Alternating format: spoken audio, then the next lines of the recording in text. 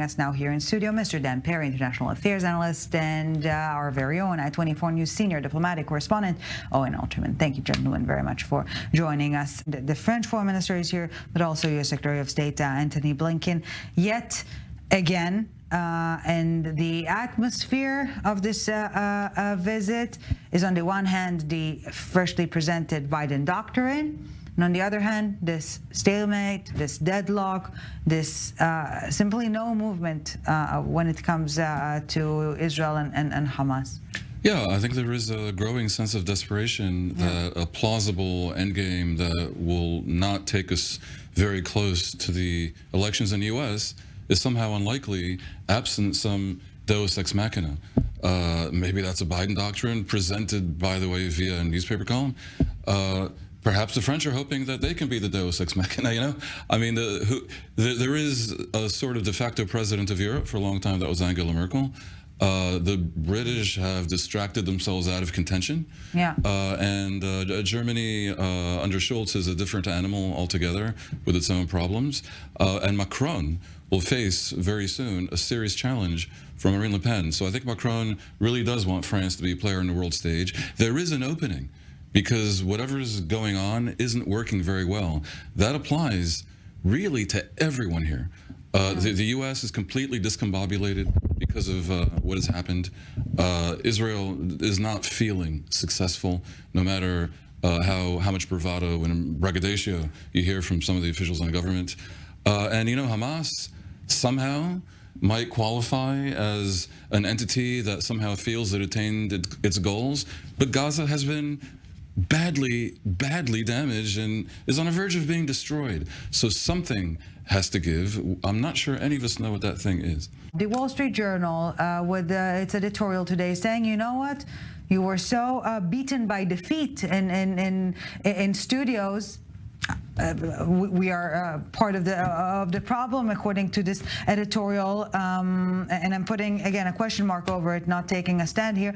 But Israel is in fact winning when we're talking about the war on the underground. You maybe didn't notice, but it is the case. I tend to agree with that. At the end of the day, the core is really the war itself, right? The fact that 18 out of 24 Hamas brigades, according to Israel's defense minister earlier on tonight, are no longer functioning as brigades. That was the core goal of the war, right? To stop Hamas from functioning as an army. They have defined their own terms. Israel said winning the war will be destroying Hamas. You can argue whether that's possible or not, but I think we can agree that if they remove Hamas from power in Gaza, that qualifies, and return the hostages. Now we're heading into the 5th month.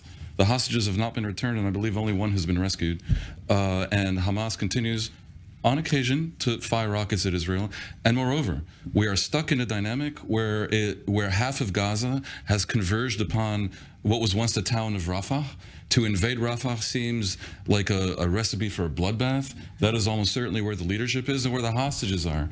And, you know, if you look at this very carefully, it's very difficult to see how Israel ends this with anything resembling a victory, which is why there is a sense of concern in Israel, because they set the bar so high that they will enable, because of it, Hamas to not only declare victory, but to appear before their own people, many of whom have been traumatized into utter confusion by the past several decades. And indeed, much of the Arab world as somehow having won, and this would be catastrophic because it strengthens jihad, it strengthens Iran, and if there's anything not just Israel and the West need, but the Arab nations need, it's for jihadism and for Iran to be weakened, which is why I have been very skeptical this past week when I heard so much optimism about the coming deal.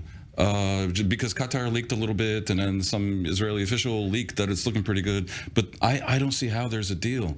And Owen and Ellie, I'd be very interested in hearing, if you disagree with me, how there can be a deal to return all the hostages without Hamas agreeing to lay down its arms and surrender. Can Israel give up that baseline condition? If they do, Netanyahu loses his government instantly. Indeed, quite possibly any deal causes him to lose his government instantly.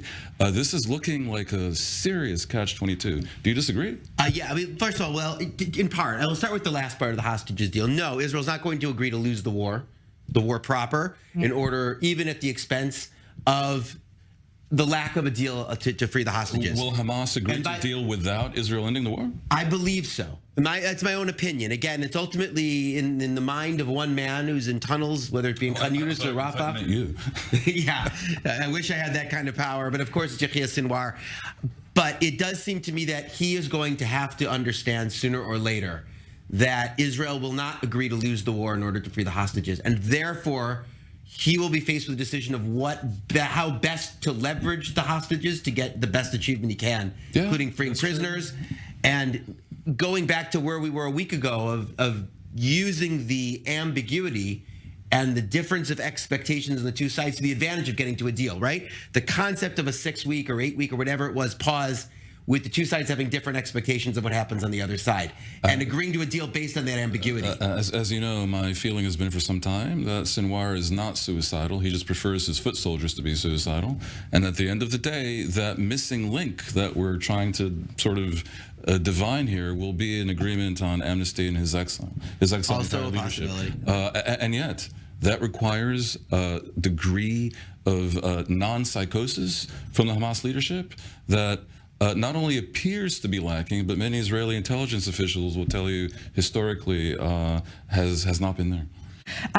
Maybe in order to change this dynamic, Israel needs to get crazy a bit. Many would argue that Israel, that has just been perhaps unfairly hauled before the International Court of Justice on charges of genocide, has indeed done just that. And look, no one denies, Israel's army doesn't deny, that they probably killed 15,000 civilians in Gaza, more than 10 times what happened on the day of the massacre.